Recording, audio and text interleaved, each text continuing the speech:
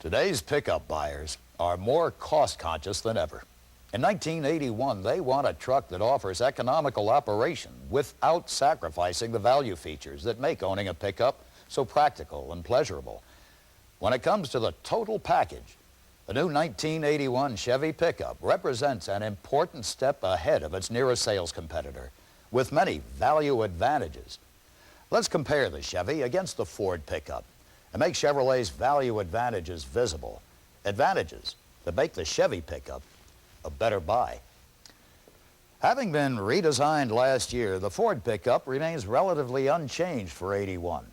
Its newness is wearing off, so it may not be quite as appealing to pickup prospects this year. Here's what is new from Ford: a 4.2-liter V8 engine, an optional 4-speed overdrive automatic transmission, automatic locking front hubs on 4-wheel drive models, all of which are extra cost. Oh, and Ford now offers power windows and door locks, an option that's been popular with Chevy truck buyers for many years. This year, it's the Chevy pickup that's been significantly redesigned. It represents an intense engineering effort to improve operating efficiency without sacrificing toughness, roominess, payload, or that high level of comfort and convenience that people expect from a Chevy truck. When compared to last year's model, one major accomplishment of its new design is that it takes less power from the engine to get a Chevy pickup rolling and to keep it rolling. The new aerodynamic styling of the front end, for example, is designed to cut down on air resistance. Every single part of the '81 models has been evaluated and examined by Chevrolet engineers, striving to selectively reduce weight without sacrificing toughness. Rolling resistance has been reduced through the use of high-pressure, easy-rolling tires and new low-drag front disc brake calipers, standard on all models rated under 8,500 pounds GVW. How easily the vehicle rolls is only part of what contributes to economical operation. Another key factor lies in engine selection. The greater the choice of engines and horsepower ratings, the easier it is to efficiently match a power team to fit the need, whether it be economy, brute power, or a combination of both. When it comes to engine availability, Ford offers 5 engines, 1 6 and 4 V8s, including their new 4.2-liter engine, which is only available in the F100 series. In California, Ford offers only 4 engines. In 49 states, the Chevy pickup buyer has 2 more engines to select from, 7 in all, 2 6s, 4 gas-powered V8s, and there's a 5.7-liter diesel V8 available for both step-side and fleet-side C10 pickups. Ford doesn't offer a diesel engine at all. In California, Chevy offers 6 engines, 2 more than Ford. The big news in Chevy's engine lineup for 1981 is in the advanced technology that has created a new high-compression 5-liter V8 with electronic spark control that runs on low-octane unleaded fuel. This small displacement 4-barrel V8 offers the same horsepower and nearly the same torque as the 5.7-liter V8. Yet, a base C10 pickup equipped with this engine has an EPA estimated MPG of 17 and estimated highway is 22. Now think about it. A V8 engine offering 165 horsepower, and yet it offers the fuel economy that only a 6-cylinder full-size pickup could offer just a few years ago. Ford offers no engine like it. To demonstrate the superior acceleration of this new engine, we took a C10 pickup equipped with a 5-liter V8 and matched it up with an F-150 pickup equipped with Ford's 5-liter V8. We matched other equipment and components as well as possible. Now watch as they both accelerate at full throttle down this quarter-mile drag strip.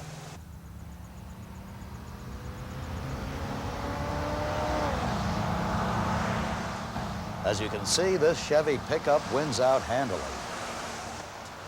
Now, how do these same 2 pickups compare in fuel economy? Well, we're giving each a single gallon of gas to see how far they'll go. Both will travel at the same speed around this oval track.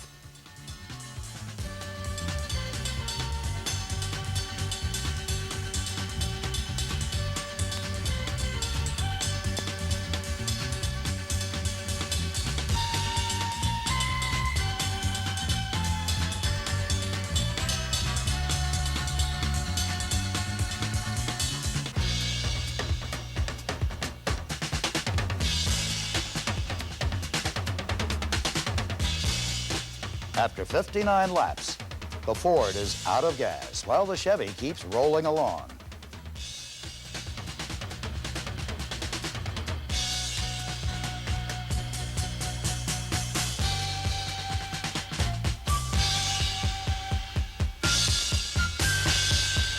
After 66 laps, the Chevy finally runs out, outdistancing the Ford pickup by a full 7 laps.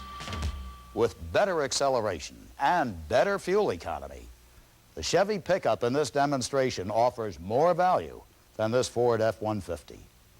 But suppose a Ford customer wants an engine offering horsepower similar to that of Chevy's new high-compression engine. There is Ford's larger 5.8-liter V8, but it is only rated at 136 net horsepower. And look at that mileage rating, only 13. That's 4 mpg less than Chevy's new 5-liter.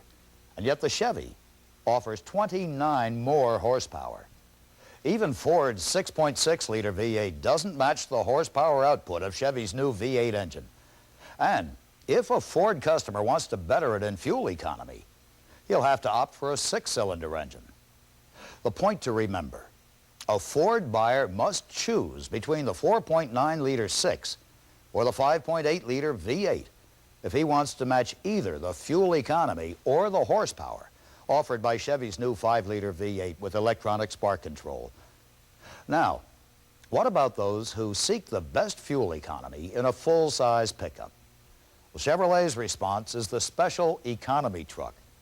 It's a C10 pickup available with either a 4.1-liter 6 or the new 5-liter V8 with electronic spark control.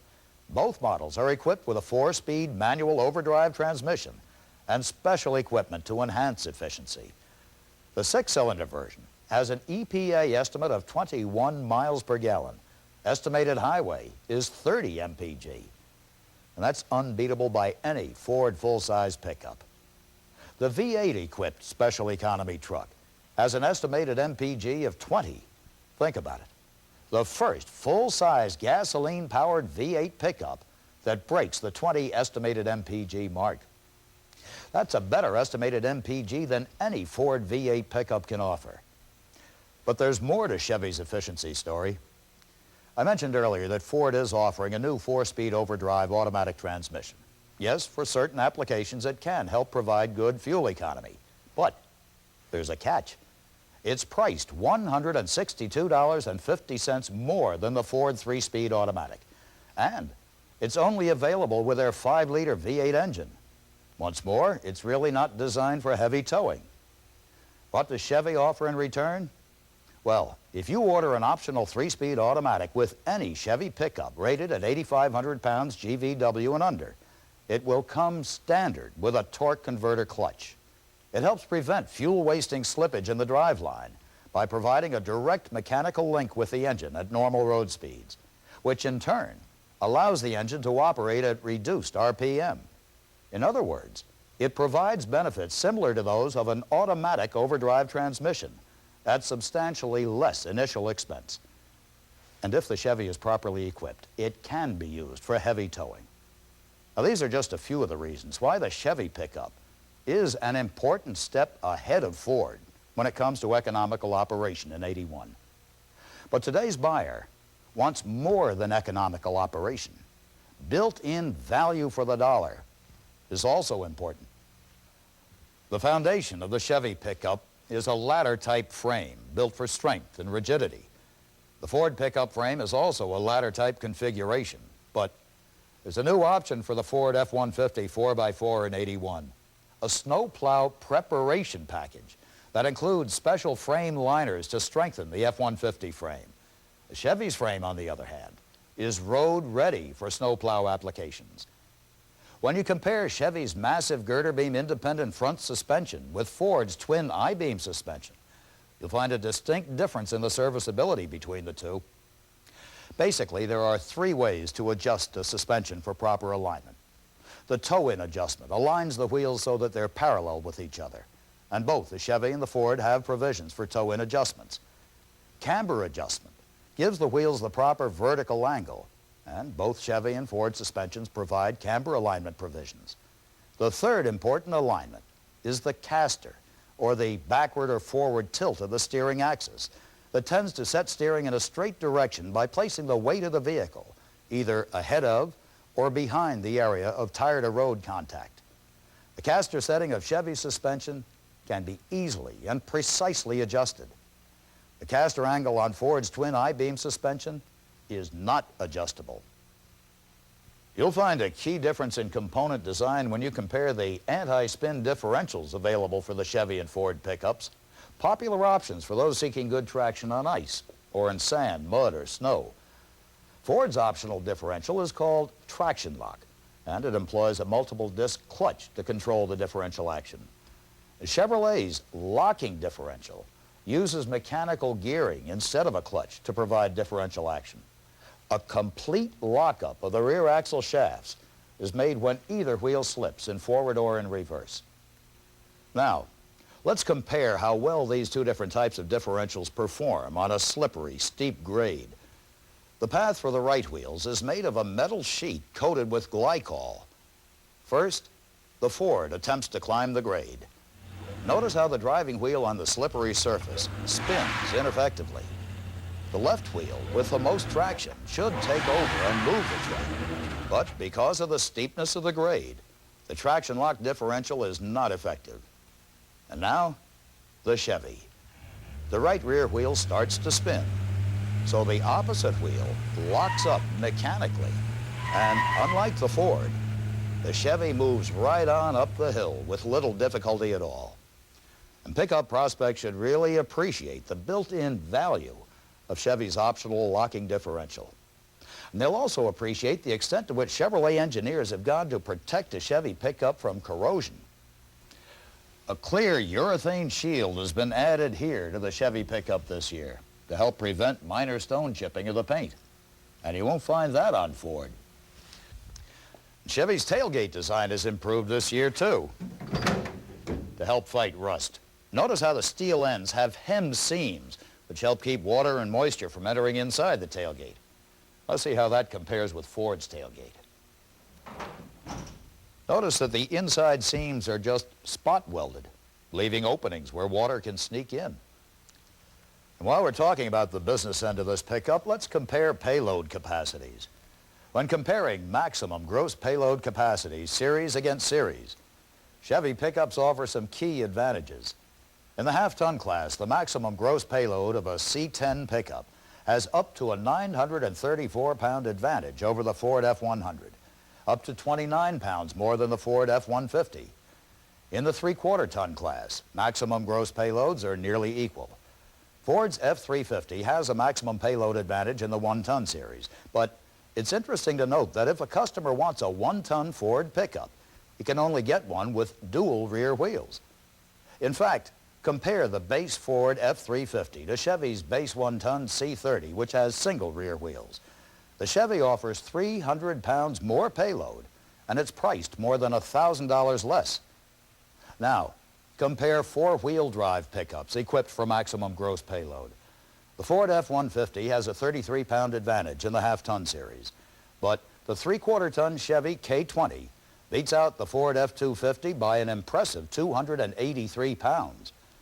The Chevy 1-ton K30 holds a 194-pound advantage.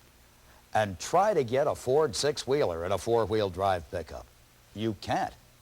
Chevy 4x4 pickups are available with a big dually option, something that people who use their pickups for heavy hauling in tough terrain will appreciate.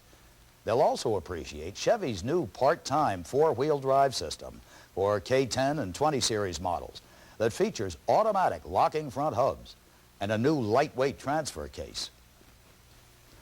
Now, Ford offers auto-locking hubs too, but here's the catch.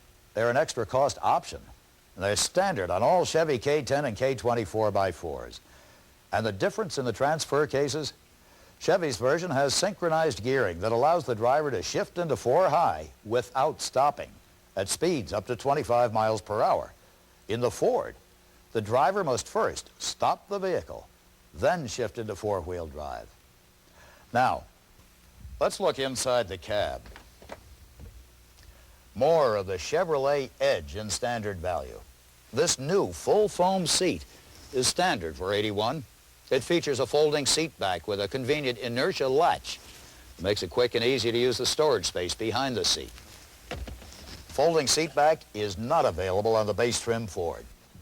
And throughout Chevy pickups, there are plenty of other built-in standard value advantages, like a coolant recovery bottle that lets you add coolant without having to remove a hot radiator cap, a see-through master cylinder that provides a convenient check of the brake fluid level, a thermostatically controlled engine fan clutch that's standard on all models up to 8,500 pounds GVWR, engine and main wiring harnesses wrapped in plastic conduit instead of electrical tape, front disc brake audible wear sensors that warn when the pads need replacing, finned rear brake drums that provide more cooling surface area than smooth cast drums, and a lot more. What we've just shown you is a part of, and only part of, what makes the new Chevy pickup an important step ahead of Ford in 1981. An important step ahead in economical operation, in engine availability, and built-in value for the dollar.